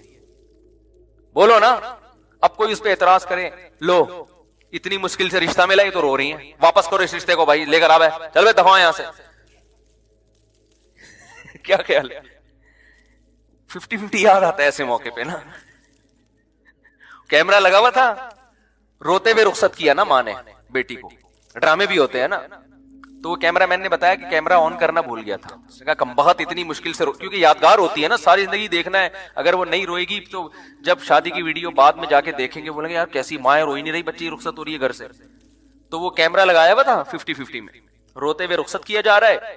تو جیسے ہی وہ اس نے بتایا وہ سوری آنٹی میں کیمرہ آن کرنا بھول گیا, کم بخت اتنی مصیبت سے روئی تھی, دوبارہ پورا عمل ریورس ہوا ہے نا, واپس دلہن کو واپس لے کر آؤ, کیمرہ تسلی ہوگی آن ہے, اب رو رو کے رخصت. یہ بھی ہوتا, میتوں میں رو رہے ہوتے ہیں لوگ تکلف میں, خیر. لیکن حقیقت میں بھی ماں باپ اس دن, باپ بھی اکثر روتے ہیں, ماں بھی رو رہی ہوتی ہے, بیٹی گھر سے رخصت ہو رہی ہے. حالانکہ باپ نے بڑی دعائیں مانگی ہوتی ہیں اچھا رشتہ مل جائے, ماں نے بڑی دعائیں مانگی ہوتی ہیں, تلاش کی ہوتے ہیں, لیکن پھر بھی رو رہے ہوتے ہیں. تو ان کے رونے کو دیکھ کے کوئی یہ نہیں کہتا چپ. تو یہ اچھا یاد رکھو, ایسے موقع پہ بارات کا کھانا ماں کے ذمے, باپ کے ذمے ڈالنا, یہ بھی نیچر کے خلاف ہے, خوب سمجھ لو. نہیں یہی بات سمجھ, یہ جو لڑکی والے کھانا کھلاتے ہیں نا, یہ بھی اللاجیکل ہے. وہ قومیں جن پر انگریز نے حکومت نہیں کی ہے, یا ہندوؤں کے ساتھ وہ قومیں نہیں رہی ہیں, ان میں آپ کو بارات کے کھانے کا تصور نہیں ملے گا. یہ بھی اللاجیکل ہے. وجہ اس کی ہے, میں تو ان چیزوں پہ شروع سے غور کرتا ہوں کہ مجھے شروع سے سمجھ میں ہی نہیں آیا بارات کا کھانا نا, کہ یار باپ کے گھر سے بیٹی رخصت ہو رہی, وہ کیوں کھلائے بھائی. آپ کہہ سکتے ہو خوشی ہو رہی ہے, ٹھیک ہے, خوشی انتہا کے اعتبار سے اس کا فیوچر بن رہا ہے, لیکن وہ دن ماں باپ کے لیے خوشی کا دن نہیں ہوتا, وہ دن ماں باپ کے لیے غم کا دن ہوتا ہے. این اس دن پہ کھانا کھلانا اور کھانا کھلانے کو, یعنی ان کو مکلف بنانا کہ اس دن کو سیلیبریٹ کریں, یہ نیچر کے خلاف ہے. میں نے تو یہ بات شروع سے کر رہا تھا. پھر یہ جو ہمارے وزیرستان کے پٹھان لوگ ہیں, مسعودی قوم اور دوسری قومیں, مسعود قوم ہے نا اور دوسری قومیں, میں نے ان میں جا کے ریسرچ کی. میرے شاگرد بھی ہیں بہت سے وزیرستان کے. میں نے کہا یار تمہارے یہاں بارات کا کھانا, میں نے ان کو اپنا فلسفہ نہیں بتایا کہ میری رائے یہ کہ یار یہ نیچر کے خلاف لگتا ہے مجھے یہ کام, میں نے اپنا نہیں بتایا تاکہ ایسا نہ ہو کہ وہ جو آگے بیان دیں اس میں مجھے خوش کرنے کے لیے کوئی غلط بیانی سے کام لیں. تو میرے شاگرد ہیں وزیرستان کے, انہوں نے بتایا کہ مجھے کہا کہ ہمارے ہاں جب بہن بیٹی رخصت ہوتی ہے تو وہ غم کا دن ہوتا ہے, وہ خوشی کا دن. لڑکا تو کھلاتا ہے کٹے ذبح کر کے, ٹھیک ہے نا, بے شک وہ شادی والے دن ہی کھلائے, تو یہ لڑکا دعوتیں کر رہا ہوتا ہے, لڑکی کا باپ دعوت نہیں کرتا. میں نے کہا دیکھو, کیونکہ انگریزوں نے حکومت نہیں کی نا وزیرستان میں, انگریز آیا تھا طبیعت سے پٹ کے گیا تھا. پتا ہے آپ کو یہ بات؟ آپ کو پتہ ہی کچھ نہیں یار, دنیا میں ہو کیا رہا ہے. گورے نے جب 100 سال ہندوستان پہ حکومت کی ہے تو یہ وزیرستان کے علاقوں میں وہ حکومت نہیں. میں نے ایک کتاب پڑھی, ایک اس زمانے میں گورے کی آرمی میں ایک لیفٹیننٹ تھا, اس نے اپنی کارگزاری بیان کی ہے کہ بہت پرانی, وہ تو بیچارہ دنیا سے چلا گیا ہوگا, تو اس نے کارگزاری بیان کی کہ ہندوستان سے جب ہم آتے تھے نا ادھر کے پی کے سے ہوتے ہوئے ادھر وزیرستان کی طرف آتے تھے تو کتنے پاپڑ یعنی ہمیں بیلنے پڑتے تھے. اس نے بتایا کہ ایسی قوم تھی کہ انگریز جہازوں کی بمباری کر کے ان کے گھر گرا رہے ہوتے تھے, پھر بھی تسلیم نہیں ہوتی تھی. یہ پہاڑوں پہ عورتیں بچے اپنے گھروں کو تباہ ہوتے ہوئے دیکھتے تھے مگر ہتھیار نہیں ڈالتے تھے. یہ اس کے الفاظ ہیں لیفٹیننٹ کے, جو میں نے خود پڑھے ہیں, کہ اتنے بہادر لوگ تھے کہ جہازوں کی بمباری ہو رہی ہے, برٹش طیارے آ رہے ہیں, گھروں کو تباہ کر رہے, کہہ رہے ہیں اپنے گھر کے تباہ ہونے کا تماشا دیکھتے تھے, پہاڑوں پہ عورتیں اور بچوں کو لے جاتے تھے بمباری سے بچنے کے لیے, لیکن یہ ہتھیار ڈال کے تسلیم نہیں ہوتے تھے. تو کیا مسئلہ ہے کہ یہ قوم برٹش کے اور انگریزوں کے ماتحت نہیں رہی, لہذا ان میں ابھی بھی جو کلچر ہے نا وہ اسلام کے زیادہ قریب. آپ کو یہ جہیز کی لعنتیں، بارات کے کھانے، یہ آپ کو ان لوگوں میں ملیں گے جو ہندوؤں کے ساتھ رہے یا گوروں نے حکومت کر کے کلچر کی ایسی کی تیسی کر دی، ان کی نا کلچر کی واٹ لگا دی. تو آپ کو ان علاقوں میں ابھی بھی نہیں ملے گا. تو وہاں وہ نہیں، نہ جہیز ہے وہاں پہ، اور نہ وہاں آپ کو یہ ملے گا کہ بارات کے کھانے ملیں گے. اگر شادی کے موقع پہ کھانا ہو بھی رہا ہوتا ہے تو وہ لڑکا کر رہا ہوتا ہے. ابھی بھی وہاں لڑکے کا خرچہ نکاح پہ زیادہ ہوتا ہے، لڑکی والوں کا نہیں ہوتا. اور ہمارے یہاں کیا ہوتا ہے، لڑکا صرف 25,000 ٹوٹل، بہت بڑا مہر آج کل جو مارکیٹ میں چل رہا ہے. وہ کیا چل رہا ہے؟ 25,000 مہر. میں تو نکاح پڑھاتا رہتا ہوں نا صبح شام. 25,000 مہر اس کے ہوگا جس کی 25 لاکھ تنخواہ ہوگی. سکہ رائج الوقت بھی لکھا ہوا ہوتا ہے آگے سے. کہیں ایسا نہ ہو روپے سے کوئی اور ملک کی کرنسی مراد لے جائے. سکہ وہ والے 25,000 جو مارکیٹ میں چل رہے ہیں جس سے 6 درجن انڈے آ سکتے ہیں، یا تھوڑا زیادہ کر لیں آپ. اور لڑکی والوں کا بیڑا غرق ہو رہا ہے کہ نہیں. وہ شادی دفتر کی فیس بھی ان کی الگ، اور پھر جہیز بھی الگ، اور جو بھی اب تو لڑکیاں جاب کر کے بھی میاں کو کھلا رہی ہیں.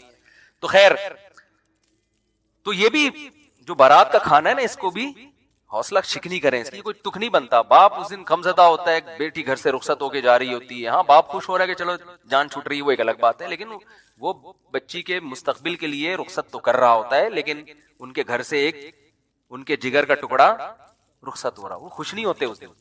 تو اس لیے وہ ولیمہ میں اگلے دن جا کے کھائیں اسی کے گھر جا کے. یہاں کچھ نہیں کرو. یہاں بس نکاح ہوا، اپنی امانت ہے بھائی. جیسے وہاں وزیرستان وغیرہ میں ایسا ہی ہوتا ہے، نکاح ہو گیا تمہاری امانت ہے بھائی، لاؤ ماں کو لے کر آؤ، بہن کو لے کر آؤ، رخصت کر کے گھر لے جاؤ. فائرنگ بھی تم ہی کرو گے، پٹاخے بھی تم ہی پھوڑو گے، ٹھیک ہے نا. فائرنگ بھی کرو، پٹاخے بھی پھوڑو، جو بھی کرنا ہے. اگلے دن ولیمہ بھی تمہارے گھر ہوگا. آ رہے ہم لوگ بھی وہیں پہنچ جائیں گے، آپ کے مہمان ہیں، ہم آ جائیں گے کھانے کے لیے. تو یہ بالکل ہی الٹی کہانی چل رہی ہے، کچھ کھوپڑی میں آنے والی نہیں ہے. خیر، تو جو میں عرض کر رہا تھا کہ اللہ نے قرآن میں کیا فرمایا کہ پچھلی امتوں نے نافرمانی کس کی؟ رسول کی، جس کی وجہ سے اللہ نے ان امتوں کو تباہ کر دیا. تو میں یہ عرض کر رہا تھا کہ رسول کی نافرمانی کا مطلب کیا ہے. اگر آپ مذہب کو نہیں مانتے تو آپ فیصلہ کس سے کرو گے؟ عقل سے. تو آپ کا حشر وہ ہوگا جو اس معاشرے کا ہو چکا ہے کہ یہ جو محرم رشتے ہیں ان کا بھی آپس میں ریلیشن، اور آپ عقل کی روشنی میں اس کو ناجائز نہیں کر سکتے. تو جو بڑے بڑے دنیا میں جرائم ہوں گے تو اللہ کی نظر میں رسول کی ویلیو بہت زیادہ ہے. ہمارے پڑھے لکھے لوگوں کی نظر میں رسول کی ویلیو زیادہ نہیں ہے. ملکی قوانین کی ہے، یونائٹڈ نیشن کی ہے، اور آپ کے کلچر کی ہے، لیکن اللہ اور اس کے رسول کو اپنی ڈکشنری سے نکال دیے. تو دیکھو بالآخر آپ نے آنا اسلام ہی کی طرف ہے. اسلام کے علاوہ کسی کے پاس اللہ کی قسم نہ دنیا میں نجات کا راستہ ہے اور نہ آخرت. رہا مسئلہ جو اسلام پہ اعتراضات کیے جاتے ہیں نا، آپ کسی عقل مند سے پوچھو، وہ بتائے گا یہ اسلام کا اعتراض نہیں، اسلام کا حسن ہے، جس کو آپ کو اعتراض بنا کے بتایا جا رہا ہے. کتنے الٹے اعتراض. میں نے بتایا تھا نا کہ حضرت ابو ذر غفاری رضی اللہ تعالیٰ عنہ نے نبی صلی اللہ علیہ وسلم سے پوچھا کہ کیا مومن جنت میں جائے گا؟ آپ نے فرمایا ہاں مومن جنت میں جائے گا. انہوں نے فرمایا وَإِن زَنَا وَإِن سَرَقَ، یا رسول اللہ اگر وہ زنا کرتا ہے، چوری کرتا ہے، پھر بھی جائے گا؟ آپ نے فرمایا پھر بھی جائے گا. اس بات پہ بھی بہت سے لوگ اعتراض کرتے ہیں کہ دیکھو اسلام زنا اور چوری کو پروموٹ کر رہا ہے. تھوڑی سی تحقیق آپ کر لو نا کہ جن صحابی نے یہ سوال پوچھا اور نبی نے 3 دفعہ فرمایا کہ زنا چوری کرے پھر بھی جنت میں جائے گا، ان صحابی نے یہ سن کے زندگی میں ایک دفعہ بھی زنا نہیں کیا، نہ ایک دفعہ بھی چوری کی. بلکہ حضرت ابو ذر غفاری ایسے صوفی صحابی تھے، اتنا خواہشات نفسانیہ سے بچا کرتے تھے کہ حلال خواہش بھی آپ نے چھوڑ دی تھی. آپ کا یہ نظریہ تھا کہ پیسہ حلال رکھنا بھی جائز نہیں ہے، آپ کی یہ سوچ تھی. تو جو تقوی کے اس معیار پہ پہنچا ہوا صحابی ہے، حالانکہ اس حدیث کو سننے کے بعد تو آپ کو یہ سوچنا چاہیے تھا ہر چیز حلال ہو گئی نا. تقوی کے ایسے معیار پر تھے کہ آپ سمجھتے تھے کپڑے بھی پھٹے پرانے پہننے پڑیں گے آپ کو، یہ دنیا مسافر خانہ ہے، آپ کو حلال میں بھی قناعت کرنی پڑے گی. حضرت عمر رضی اللہ تعالیٰ عنہ نے آپ کی سوچ کی وجہ سے آپ کو مدینہ سے باہر نکال دیا تھا کہ آپ مدینہ میں نہیں رہ سکتے، کیونکہ سب لوگوں پر اعتراض کرتے تھے وہ کہ بھئی آپ نے اتنا اچھا لباس کیوں پہنا ہوا ہے، آپ نبی کا تو ایسا لباس نہیں تھا. یعنی تقوی کے ایسے معیار پر. تو آپ سمجھ سکتے ہیں کہ جس صحابی کو یہ بات بتائی جا رہی ہے وہ اس کا مفہوم کچھ اور لے رہے ہیں اور آپ اس کا مفہوم کچھ اور لے رہے ہیں. اگر اسلام اس طرح کی حدیثوں کے ذریعے چوری کو پروموٹ کرنا چاہتا تو ابو ذر غفاری رضی اللہ تعالیٰ عنہ معاذ اللہ وہ تو چوری کی طرف مائل ہوتے، وہ تو حلال کی طرف بھی مائل نہیں ہے. اس سے پتا چلتا ہے کہ اس حدیث کا وہ مفہوم نہیں ہے جو آپ توڑ موڑ کے پیش کر رہے ہو. اس کا وہی مفہوم ہے جو پوری امت مراد لیتی ہے کہ ایمان کی برکت سے سزا کھانے کے بعد بالآخر جنت میں چلا جائے گا. چوری کی سزا ملے گی. اسلام تو چوری کے اتنا خلاف ہے، اسلام کہہ رہے ہاتھ کاٹ دو، جبکہ آپ کیا کہہ رہے ہیں؟ 2-4 تھپڑ لگا کے اس کو رخصت کر دو. تو جتنے اسلام پہ اعتراض کیے جا رہے ہیں، آپ سرسری غور سے اگر آپ دیکھو تو آپ کو پتا چلے گا کہ یہ اسلام کا حسن ہے، یہ اعتراضات اسلام کے خلاف نہیں ہے. تو میں سورہ الحاقہ کی آیات کمپلیٹ کر دوں. فرمایا فَعَصَوْا رَسُولَ رَبِّهِمْ فَأَخَذَهُمْ أَخْذَةً رَّابِيَةً إِنَّا لَمَّا طَغَى الْمَاءُ حَمَلْنَاكُمْ فِي الْجَارِيَةِ لِنَجْعَلَهَا لَكُمْ تَذْكِرَةً وَتَعِيَهَا أُذُنٌ وَاعِيَةٌ. پچھلی امتوں کی اللہ نے تباہی کا ذکر کیا نا، تو نوح علیہ السلام کا واقعہ بھی اللہ نے مختصر بیان کیا. فرمایا اس وقت کو بھی یاد کرو جب پانی نے سرکشی کی تھی اور ہم نے تمہیں کشتی میں سوار کر دیا. ہم نے تمہیں کشتی میں سوار کیا، حالانکہ ہمیں سوار نہیں کیا تھا. اللہ خطاب تو ہم سے کر رہے ہیں نا. سوار کس کو کیا تھا؟ اللہ نے، نوح علیہ السلام. لیکن اللہ ہمیں اس لیے کہہ رہے ہیں کہ ہم سب نوح علیہ السلام کی آل اولاد ہیں. تو ہمارے ابا کو سوار کر کے اللہ نے ہمیں بچا لیا. اگر نوح علیہ السلام سوار نہ ہوتے اور ہلاک ہو جاتے تو آج نہ میں یہاں بیٹھا ہوا، یعنی خدا نہ خواستہ وہ اس پانی میں ڈوب جاتے تو میں آج یہاں بیٹھا ہوا بیان نہ کر رہا ہوں. تو اللہ جہاں بھی نوح علیہ السلام کے بارے میں بات کرتے ہیں نا، تو ہمیں ڈائریکٹ خطاب کریں گے تم لوگوں کو میں نے بچایا ہے. تو یہ اللہ نے ہم پر بھی احسان کیا ہے. طغل ماء، جب پانی نے سرکشی کی تھی، حملناکم فی الجاریہ، ہم نے تم لوگوں کو کس میں بٹھا دیا؟ کشتی میں. کیسا قرآن کی بلاغت ہے نا. یعنی مجھے بھی قرآن خطاب کر رہے ہیں، آپ کو بھی اللہ کہہ رہے میں نے تم سب کو بٹھا دیا تھا. کس میں؟ یہ ایسا خوبصورت انداز ہے نا جس سے انسان اللہ کی طرف مائل ہوتا ہے کہ میرے اللہ نے مجھ پر کتنا بڑا احسان کیا تھا کہ مجھے کس میں بٹھا دیا تھا؟ کشتی میں. تو اصل میں قرآن یہ عنوان اس لیے استعمال کر رہا ہے کہ ہم نے جو تمہیں کشتی میں بٹھا کے بچایا تھا نا، اس لیے کہ تم ہم پر ایمان لائے تھے اور تم نے ہماری اطاعت کا وعدہ کیا تھا. اس بیس پہ تم بچے ہو. اس بیس پہ تم نہیں بچے کہ تم نے ترقی بہت کر لی تھی اس وقت، تمہیں انگلش بہت اچھا بولنا آتی تھی یا تمہارا بزنس بہت اچھا تھا. بچایا ہم نے تمہیں اس بیس پہ تھا کہ تم ہم پر ایمان رکھتے تھے، توحید پرست تھے اور ہماری اطاعت اور فرما برداری کرتے تھے. باقی روئے زمین پر ایک متنفس کو بھی ہم نے زندہ نہیں چھوڑا تھا. تو اللہ بتا رہے ہیں کہ اب بھی اگر تم بچو گے تو کس بیس پہ بچو گے؟ رسول کی نافرمانی مت کرو. ایک جگہ قرآن میں سورہ بنی اسرائیل میں کیا آتا ہے؟ ذریۃ من حملنا مع نوح انہ کان عبدا شکورا. اے وہ لوگوں جن کو ہم نے نوح کے ساتھ کشتی میں سوار کیا، اے ان کی اولادو، انہ کان عبدا شکورا. جو نوح تھے نا وہ اللہ کے بندے تھے اور شکر گزار تھے وہ. یعنی اللہ بتا رہے ہیں کہ اے لوگوں تمہارے ابا شکر گزار آدمی تھے، تو اس شکر گزاری کی وجہ سے میں نے ان کو کشتی میں سوار کیا ہے. تو تم اپنے باپ کا کچھ پاس رکھو، تم بھی کیا کرو؟ شکر گزاری کرو. شکر گزاری کا مطلب عمل اچھا کرو. تو یہاں بھی اللہ نے تو نوح علیہ الصلوۃ والسلام کے دور میں جب پانی آیا ہے، اچھا قرآن کے آگے الفاظ دیکھیں کہ حملناکم فی الجاریہ لنجعلها لکم تذکرۃ، تاکہ اس واقعے کو ہم تمہارے لیے نصیحت بنا دیں. وتعیها اذن واعیہ، اور محفوظ کرنے والے کان اس کو محفوظ کر لیں. آج بہت سے لوگ ان واقعات کا بھی انکار کرتے ہیں. اس وقت یہودی بھی اس واقعے کو درست مانتے ہیں، عیسائی بھی اس واقعے کو درست مانتے ہیں اور مسلمان بھی. اور یہ وہ واقعات ہیں جو کانوں سے سنے ہوئے تواتر کے ساتھ چلے آ رہے ہیں، کیونکہ دنیا میں اتنے بڑے بڑے واقعات چھپتے نہیں ہیں. اتنے بڑے بڑے واقعات چھپتے نہیں ہیں. تو یہ ایک ایسا واقعہ ہے کہ حالانکہ تینوں مذاہب کی آپس میں دشمنی ہے، اسلام، یہودی اور عیسائیت، مگر تینوں اس کو درست مانتے ہیں. اور صرف کتابوں کی حد تک نہیں، صدیوں سے یہ واقعہ، جیسے آج کوئی کہنا ورلڈ ٹریڈ سینٹر کوئی واقعہ ہوا ہی نہیں تھا، تو لوگ کہیں گے یار ہم تو سب سے ایک دوسرے سے سنتے چلے آ رہے. اس کو کہہ رہے ہیں خبر متواتر. خبر متواتر وہ خبر ہوتی ہے کہ جس کو بیان کرنے والے اتنے کثیر لوگ ہوں کہ عقل یہ کہتی ہو کہ اتنے لوگ جھوٹ پہ جمع نہیں ہو سکتے. ناممکن ہوتا ہے کہ اتنے لوگوں کا جھوٹ پہ جمع ہو جانا. تو یہ خبر متواتر ہے کہ نوح علیہ السلام کا واقعہ ہوا تھا اور پانی جو ہے اتنا زیادہ زمین پہ بھر گیا تھا اور اللہ نے ساری انسانیت کو تباہ کر دیا. نوح علیہ السلام کے 3 بیٹے تھے، حام، سام اور یافس. آگے انہی کیونکہ یہ بھی نوح علیہ السلام کے ساتھ شریک تھے نا، ذریۃ من حملنا مع نوح، اے لوگوں جن کو ہم نے نوح کے ساتھ کشتی میں سوار کیا. تو سوار تو بہت سارے لوگ تھے، لیکن نوح علیہ السلام کے وہ بیٹے بھی تھے جو نوح علیہ السلام پر ایمان لائے تھے، جن کے جو پچھلی آسمانی کتابوں میں نام ملتے ہیں وہ حام، سام اور یافس. انہی 3 بیٹوں کی نسل پھر پوری دنیا میں پھیلی. اور آج اب دیکھو کیسے، میں حیران ہوتا ہوں کہ یہ 3 بیٹے جو ہے نا، میں نے چونکہ جو عیسائیوں کی کتاب ہے انجیل بائبل، اس کا بھی بہت عرصہ پہلے مطالعہ کیا ہے کافی، تو اس میں بھی یہ واقعہ بڑے دلچسپ انداز سے لکھا ہوا ہے کہ اللہ تعالیٰ نے ان 3 بیٹوں کی جب نسلیں پیدا کی نا، بڑھائی ہیں، تو اللہ نے یہ چاہا کہ ان کی زبانوں میں اور اللہ رنگوں میں اختلاف ڈال دے. یعنی یہ بائبل کے الفاظ ہیں. اللہ نے چاہا، حدیث میں آتا ہے کہ جو اسرائیلی روایات ہیں نا بائبل اور تورات کی، لا تصدقوہ ولا تکذبوہ، کہ نہ ان کو سچا مانو نہ ان کو جھوٹا کہو، ہو سکتا ہے سچی ہوں. تو علماء کہتے ہیں کہ ان میں جو کوئی تاریخی باتیں ہیں جن کا شرعی حکم سے تعلق نہیں ہے، ان تاریخی باتوں کو بیان کرنے میں کوئی ممانعت نہیں، کیونکہ ہسٹری سے تعلق ہے نا اس کا. تو اس میں بڑے زبردست الفاظ لکھے ہوئے ہیں کہ اللہ نے چاہا کہ ان کے رنگوں میں اور ان کی زبانوں میں اختلاف ڈال دیں.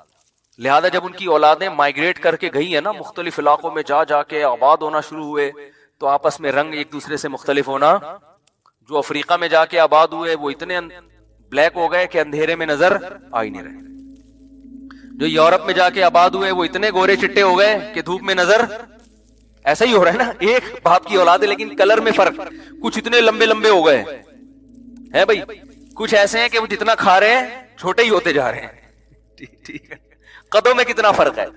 ہمارے حضرت مفتی رشید احمد صاحب رحمہ اللہ تعالیٰ فرمایا کرتے تھے کہ بہت جو چھوٹے قد کے لوگ ہوتے ہیں نا، وہ فرماتے تھے مجھے ایسا لگتا ہے ملائکہ ہے نا، قرآن میں ملائکہ کا لفظ، تو 2 ڈنڈیوں کے بیچ میں حمزہ نہیں ہوتا چھوٹا سا، تو کہتے ہیں جب یہ کرسی پہ بیٹھے ہوئے ہوتے ہیں تو ایسا لگتا ہے کہ 2 ملائکہ کا لفظ ہے، اس کے بیچ میں حمزہ، کہ دونوں طرف وہ کرسی ہے اور بیچ میں، تو وہی ملائکہ کا لفظ بن جاتا ہے. تو کوئی اتنا چھوٹا، کوئی اتنا بڑا، کوئی ایسا کالا، کوئی ایسا سفید. زبانوں میں اختلاف کیسا ہے، حالانکہ ایک ہی زبان تھی، لیکن وہ چینج ہوتے ہوتے ہوتے ہوتے ہوتے اتنی تبدیلیاں آئی ہیں. کوئی انگلش بن گئی، عربی بن گئی، پشتو بن گئی، فارسی بن گئی. آپ دوسری زبان کا وہ آدمی کہتا ہے چائنیز کیسے بنی ہوگی، چانچی پتہ نہیں کیسے بنی ہے یار، میں تو حیران ہوں یار کیسے بن گئی نا، بالکل ہی عجیب زبان. تو یہ ایک ہی زبان ہے جس کو اللہ نے مختلف زبانوں میں تقسیم کر دیا. تو اللہ ان تمام لوگوں سے خطاب کر کے کہتے ہیں کہ چاہے وہ چائنا والے ہوں، چاہے وہ جاپان والے ہوں، چاہے وہ انگریزی بول رہے ہوں، چاہے وہ پشتو بول رہے ہوں، اردو بول رہے ہوں، اللہ فرماتے ہیں یہ سب کس کی اولاد ہیں؟ نوح کی اور ان کے 3 بیٹوں کی. اور تم وہ لوگ ہو کہ پوری انسانیت کو تباہ کر کے میں نے تم تینوں کو بچایا تھا، تمہارے تینوں کے ابا. اب ہم میں سے کچھ کزن ہیں، ہو سکتا ہے کوئی حام کی اولاد ہو، کوئی سام کی اور کوئی یافس کی. وہ آپ کو یاد ہے ایک شیعہ ذاکر تھے، انہوں نے زبردست تقریر کی کہ وہ ایک کراچی گیا تو وہ ایک بیٹی کا نام ملیشیا تھا، تو ایک بیٹی کا نام وہ پھر ملیشیا بن گیا، تو پھر وہ ایسے ہی تھی، وہ اس کی کوئی کسی اسرائیلی کتاب میں وہ لکھا ہوا نہیں ہے. تو اللہ فرماتے ہیں کہ ہم نے تمہیں بچایا کس بیس پہ؟ شکر گزاری کی بیس پہ. کس قدر قرآن نصیحتیں کر رہا ہے، وَتَعِيَهَا أُذُنُ وَاعِيَةٌ، تو تاکہ اس کو سننے والے کان محفوظ کر لیں. بس آخر